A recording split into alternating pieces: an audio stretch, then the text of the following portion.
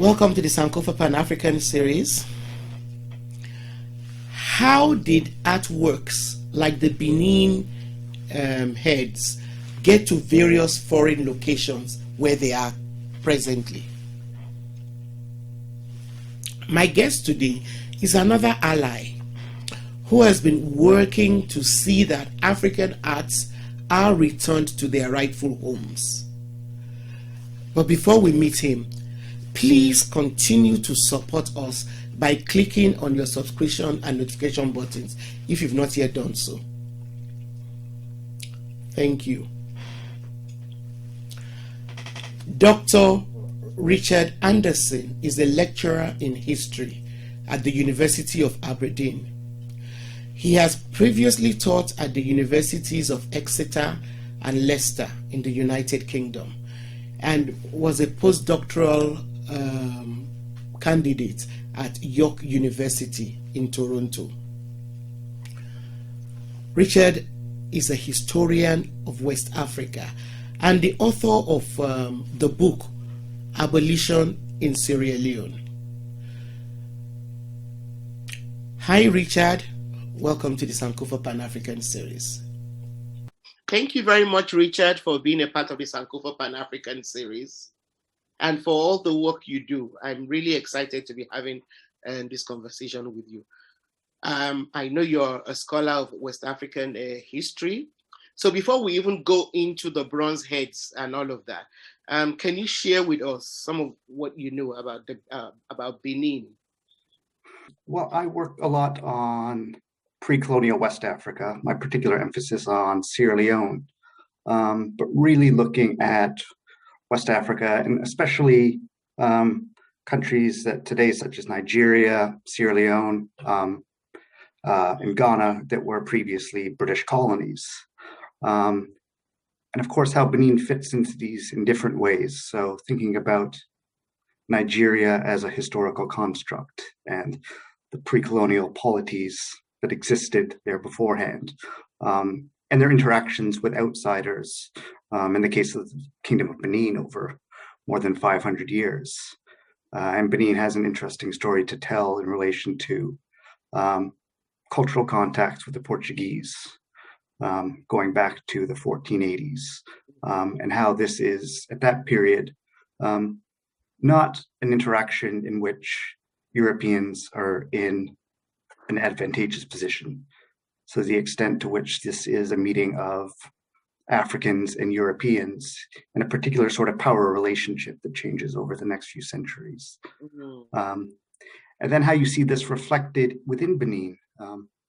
Benin's interesting insofar as we see the arrival of Portuguese priests and missionaries, but the history works out very differently than, say, the Kingdom of Congo, which in some ways has a similar relationship with Portugal. But then how this relationship is narrated, and the Benin Bronzes fit into this because we're looking at a society, as with many pre-colonial West African societies, that didn't have the written word. So how do they tell their history and present their history?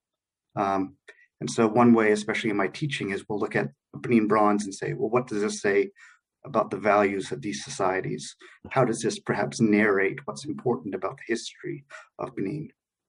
Okay, you said something I find interesting when you talked about the relationship between the Empire of Benin and the Congo, both interacting with Portuguese.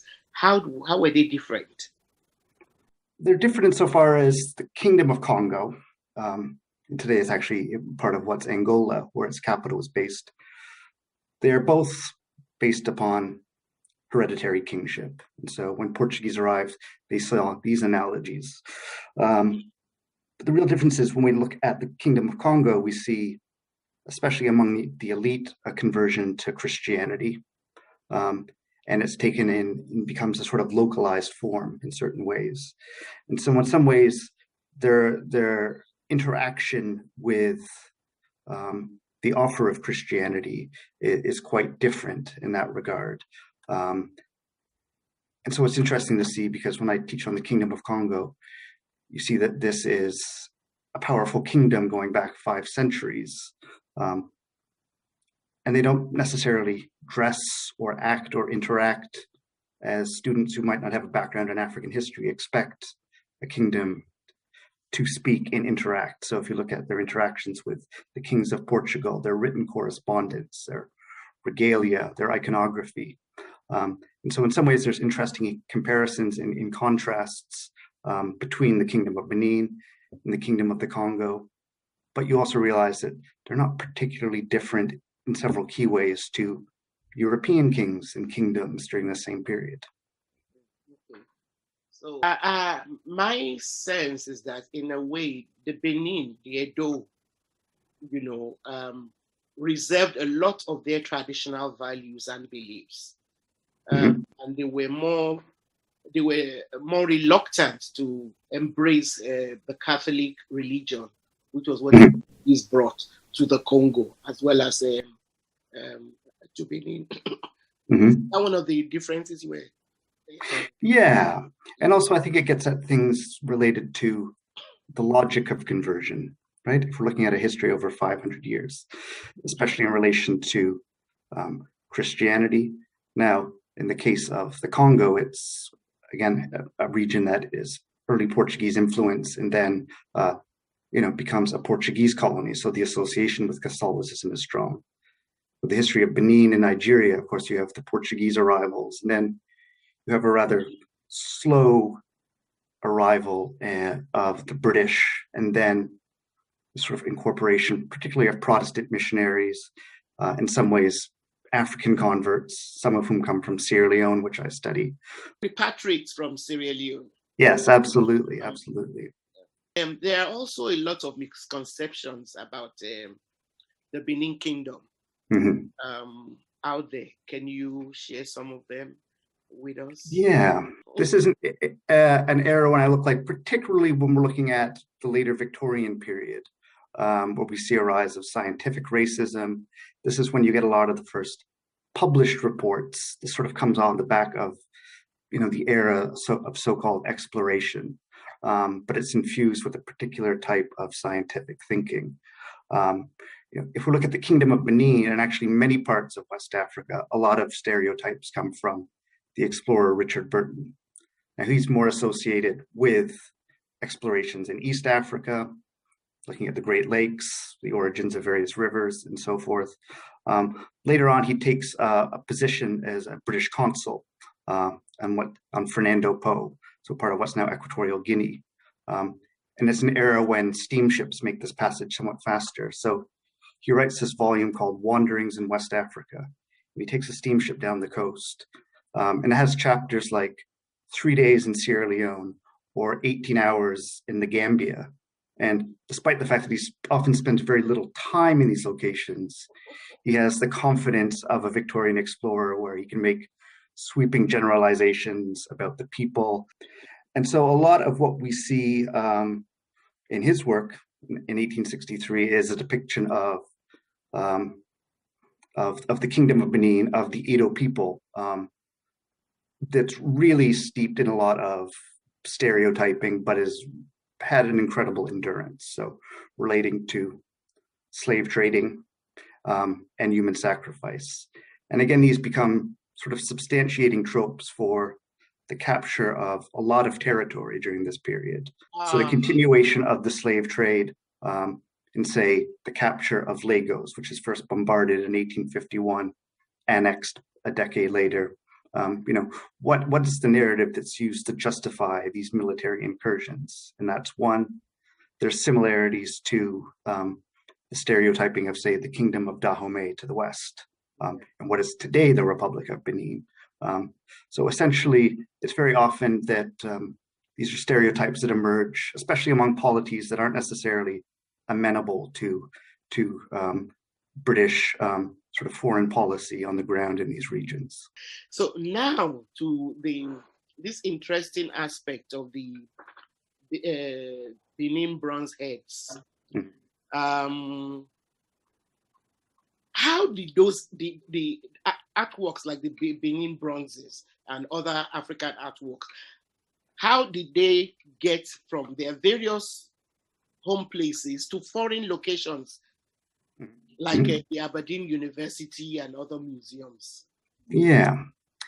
I think, it's very clear it's not exclusively the case, but most objects that relate to what we now refer to collectively as the Benin Bronzes were taken in 1897 in an invasion and sacking of Benin City, the capital of the kingdom. This is normally what's euphemistically called the punitive expedition of 1897. It's one of many punitive expeditions the British mounted, particularly in this era, in the years after the scramble for Africa in the 1880s. And so it is a capture particularly of the Obas Palace and a looting of these objects. And so many of these were, and again, there's analogies to European kingdoms at this period, these were objects that were related to the court. They had different functions related to functions of the monarchy. Some are religious in nature. And a lot of them were ways of telling the story of the kingdom and its rulers pictorially within the palace. And so these items were taken. This was a force that was British and African auxiliaries, but at least 2,000 items were taken from the palace, which was then, it is said, accidentally burned. And so I think we have to understand this is sort of it was a conscious act in two respects, not just of the collection of loot and objects that really struck European observers, so much so that when they were first displayed in London, there was among some a disbelief that Africans could make these. So there is that stealing of objects that they saw and were items that appealed to them. But it's very much also a conscious act of the erosion of sovereignty. It's the equivalent of stealing the crown jewels. In a way, you're taking away items that are of ritual significance and of significance in relation to symbols of political power. So the diffusion of objects from the 1897 punitive expedition was both through British forces, so official channels, that is that they returned to Britain officially. In part, that's part of the reason why the British Museum has the largest collection of any repository in the world, where over 700 items arrived after the raid, and why the British Museum has over 900 Benin Bronzes today. But it also meant that a lot of individual soldiers who participated took this back. Yeah. Yeah. Mm-hmm. Go on. And so in some ways, these are items that were sold immediately after, and you see interesting interactions with particular auctioneers and traders. And some people complain and they say, these items are quite expensive. And the response will be, I'm certain these will be much more expensive still soon. And of course, we've seen one that was auctioned not that many years ago for 10 million pounds. So in that respect, they were correct. But there were also many that remained in private hands. That is, that they kept them within the family. This is something that was sort of a prize of an expedition abroad and were passed down through the families. Colonial soldiers sent by the British government to go and loot on behalf of the British government, who now decided to enrich themselves. They were stealing from their government. Yeah, I don't know some of the specifics of the actual divvying up of the loot, as it were, but there are many photos taken in the immediate aftermath where these items are laid out on the ground in front of soldiers who are often named. And so in some cases, we can trace where these objects are. And it was actually within the past 10 years that the grandson of one of the individuals who was involved in the raid reached out and returned 2 items that had passed down through the family. But that's an exceptional case. And very often we don't actually know sort of the global diaspora of these objects because we don't necessarily know whose hands they're in, especially those that didn't make them their way to museum collections after 1897. But that speaks to the next question I was going to ask, which has to do with why has it been so difficult, for those items to be returned? So apparently we don't know where some of them are because some of them are still in private hands. within private families, but those ones that are in the public domain, in museums, in universities, why has it been so difficult for them to return them to the rightful owners? For a long time, there was a lot of internal resistance. And again, we have to consider that this is not something new, right? There's a lot of emphasis now in the return of these objects, but we know that actually the first claim for repatriation of objects goes back to 1935, when the Oba asked for 2 throne stools, which had been lifted in 1897, taken back to Britain. The response at the time is that it had subsequently been sold to Germany into a museum. And so the response then was that, well, these items are now in Nazi Germany. And so the trail sort of trailed off there. And there was a formal request in 1977 for a particular ivory carving of the Ioba, that is the mother of the Oba, for an arts and cultural festival in Lagos called Festac 77. The British Museum denied that at the time. And so they used at Festac a sort of recreation, a carved facsimile by a Nigerian artist. So for a long time, there was that denial of not being open to this. And some people who were in museum studies, some people who were curators, there were arguments for this, and some of them are quite self-serving, I think. But there's ideas of the life history of an object. So that is to say that an object takes on more of a story via its own history, and so repatriation is actually removing that, because in some ways, it was additive that now it is in a Western collection that has been studied and so on. I'm not quite clear what that argument. No, I know these are quite, that is, I'm putting forward sort of the strongest, as I understand it, academic argument against this. And the other would be the notion of a... I just want to wrap my head around that. Yeah. So the fact that it was taken from its rightful place and then has been the British Museum where it's being studied, as far as they're concerned, should actually stop at the time returned.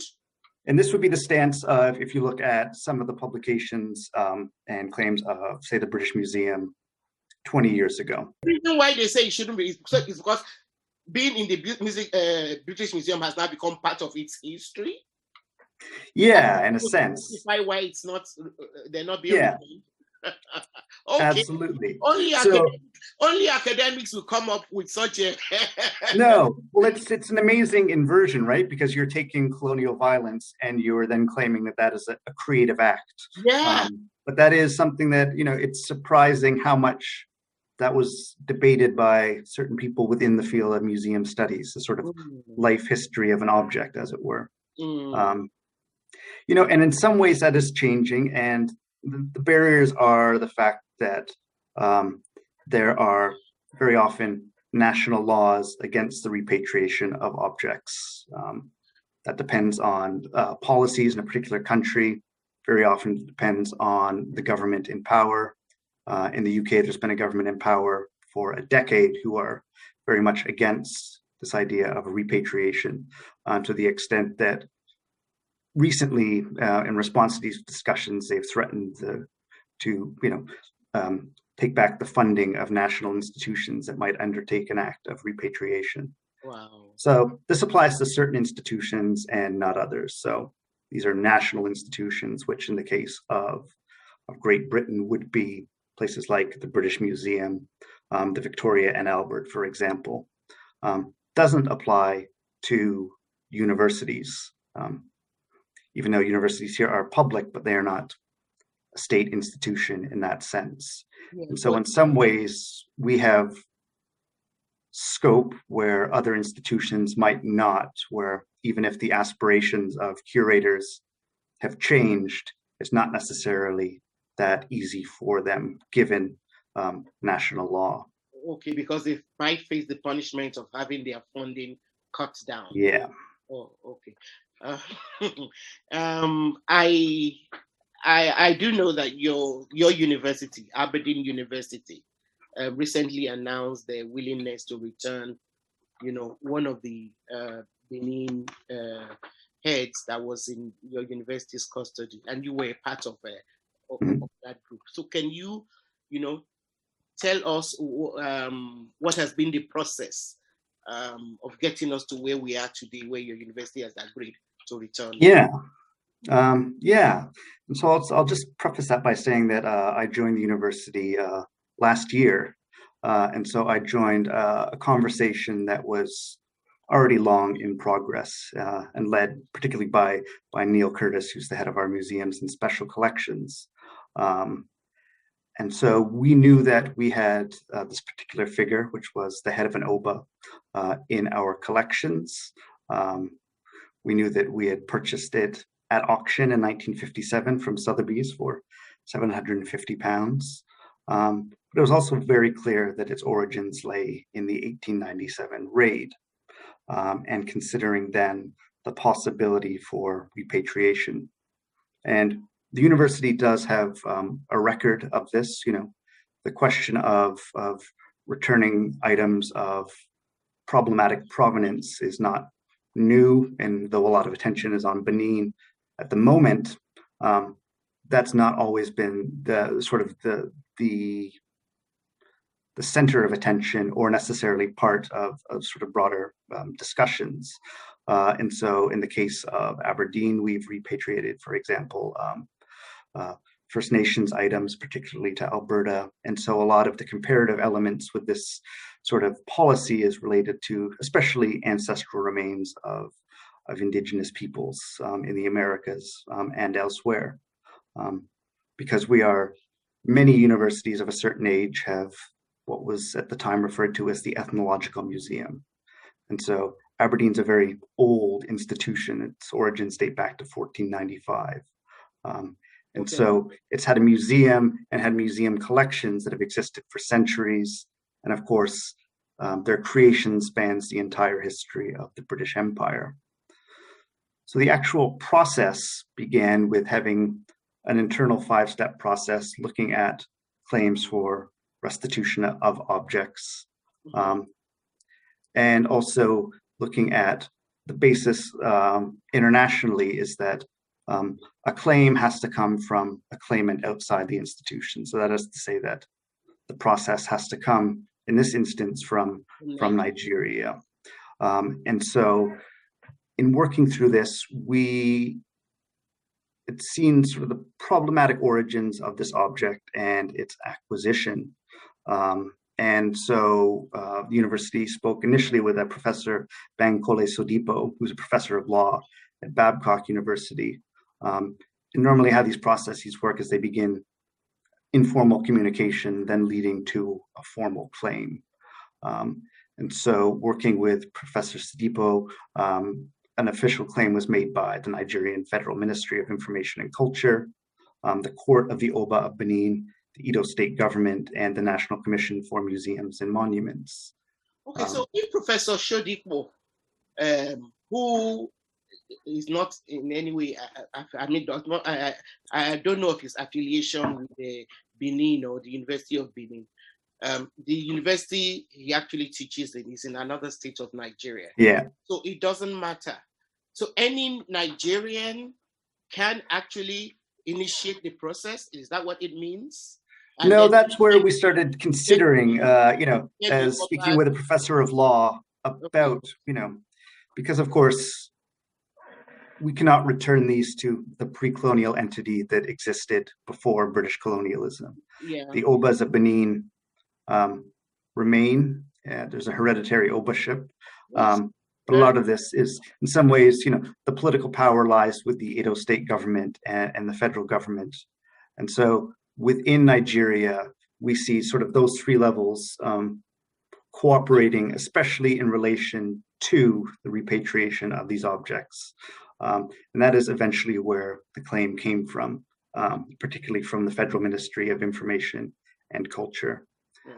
And so that began an internal process where we looked through a process for repatriation, or what we call deaccession, that looks at the identity of the item, its history, possession and ownership, the connection between the claimant its significance for the university, and then the consequences of return. So in some ways, the next step was researching into the history of the object and presenting a report based on that. Okay. I know there's a group called the Benin Dialogue Group. Yeah. Were they involved in any way, or what do they actually represent, the Benin Dialogue Group? Mm-hmm. So the Benin Dialogue Group is a collection primarily of universities, museums rather, some of them university museums, and other sort of cultural heritage centers. And they formed, I believe, in 2018 and had a series of meetings, particularly from 2010 on. And they include sort of very large museums and who hold large collections of Benin bronzes. So places like the British Museum, certain institutions in Germany. A lot of what they looked at was dealing with the barriers in terms of national law, especially. And so one thing that the Benin group is focused on, the dialogue group, is focused on the idea of a permanent loan. National law means that the full and unconditional return of these objects is impossible, or there's consequences that museums can't face at the moment. So this might seem preposterous from the outside, right? Saying, well, something was taken over a century ago, and now it's going to be loaned back. But in some ways, it's how you get past some of these legal hurdles if the end goal is a sort of reunion of objects within the Nigerian museum.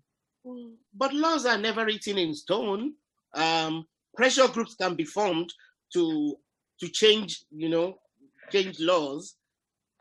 No, that's absolutely the case, and there's precedents for this, especially related to, say, repatriation of objects related to the history of the Holocaust. Yes.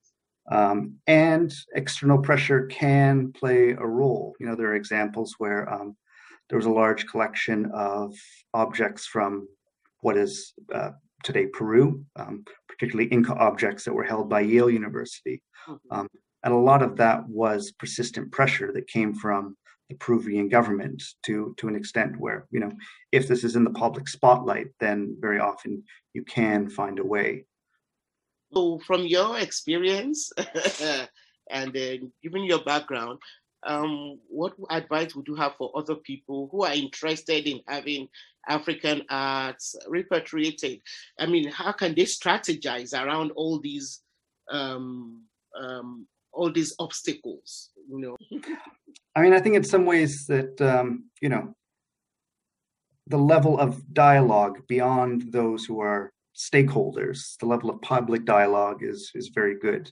And sort of taking that as a teachable moment to talk about this and look at, what the actual 1897 raid meant, the acquisition of these objects.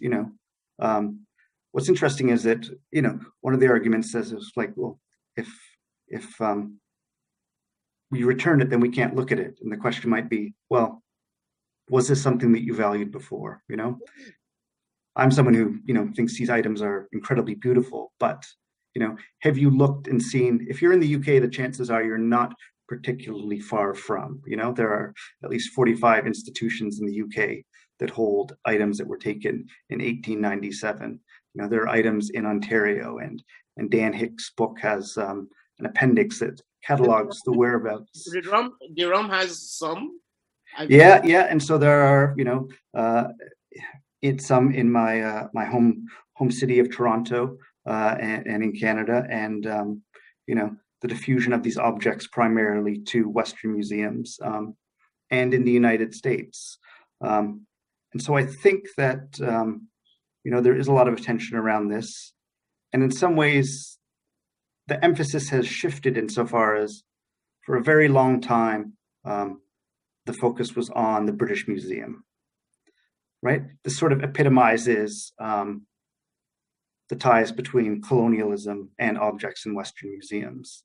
And the question now is, when we look at Aberdeen, whether it's regional museums who happen to have one of these items rather than several hundred. But collectively, if we can sort of shift the narrative and have it where, you know, different universities, different museums that might have one of these objects in their collection, you know, what is the willingness to look at this? And I do think that there was an important step where there was a sort of a critical mass of discussion, and there were promises to return, but the actual act of doing so, and having Aberdeen be the first to do so, can hopefully be a catalyst for at least some other institutions who can and have the will to do so. And it's not just the Benin artworks alone. I mean, no. There are artworks from other parts of Africa, various parts of Africa that have been taken, you know, at various times, and that can be found, like you said, in museums, universities, all over the Western world. And I think there's a few things. You know, one is to talk about that history, and you know, the Benin case is quite blatant because of its recentness and the ability to track these objects. It's not always the case, but of course, you know, there are many punitive expeditions. Benin is far from the only kingdom whose capital was burned in this period of the pacification of Africa.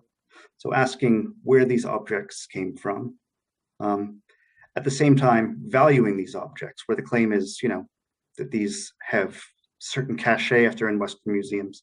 Most of them aren't on display. So only about 100 of more than 900 are on display at the British Museum. Our particular head of an oba was not on display, due in part because of renovations and limited space within the museum. But, you know, treat this dialogue as to say, oh, these are incredible items, and they should be valued in that respect. And also recognize at the same time that, you know, this is not an attack on the museum, and it's not, you know, as some commentators claim, a slippery slope where you're going to turn around and a museum is entirely empty, right? Well, it's because, you know, we have objects in our collection that were, you know, we have recent works by Nigerian artists, and there are also possibilities where, you know, well, perhaps I have a vested interest in Nigerian artists who actually sold or you know, commissioned and paid properly to do them. So those, you know, can continue to remain there. And if the argument is, if they go back to where they're from, people who are used to studying them and admiring them will no longer have access to them. Why not build museums in those places? And then use that to even encourage tourism for people to actually pay money to go there and see them in their rightful homes. Yeah, absolutely. And, you know, the final point we considered in our report, which eventually went to the university court. So, you know, it's with any of these institutions, it is something that's goes to a university court or a board of trustees, and whether they are amenable to what we have suggested, and whether that might be something that's different at a Scottish university such as Aberdeen compared to, say, the University of Oxford. But we look particularly at the creation of the proposed new Edo Museum of West African Art. It's a fabulous design by Ajay Associates, so an award-winning and knighted Ghanaian British architect, which is set to open in 2025, and with facilities for the storage of these items that is going to be opened later this year. And so it is, you know, I take this to be the sort of creative act that adds to the life history of the object as well. Yeah, and I think people who are or groups that are really serious about having these things repatriated should look more closely at whatever the laws were that allowed the repatriation of things after the Holocaust, and what applied to the Holocaust should apply, you know, to this kind of punitive raids and you know, illegal ways of acquiring artworks from Africa as well. You know, I think they probably need to spend a bit more time studying, you know, the arguments that won the case for the return of Holocaust well. and then apply the same. If it's good for the goose, it should be good, be good for the gander as well. Mhm. How soon can we really expect this particular head of the Oba from Benin to get to Nigeria from Aberdeen? I'm told that it is imminent. You know, yeah. The movement in insurance of that's not my specialty, so that has been left to the proper authorities in this respect. So I'm being told that is imminent, and unfortunately, COVID meant that we weren't able to give it a proper send off. It would have been very nice to have an event around its repatriation and discussing that. I was never able to, due to the closure of our museums, to see the item in person, but I fully intend to travel and see it in 2025. So. Thank you very much, Paul, for being a part of the Sankofa series and for the work you continue to do. Thank you. Thank you. Thank you very much for watching this episode of the Sankofa Pan-African series. Please give us a thumbs up and share this video with your contacts. And please don't forget to share with us on our community page what you have done today to help change the negative narratives about Africa, Africans, and the African diaspora. See you next time.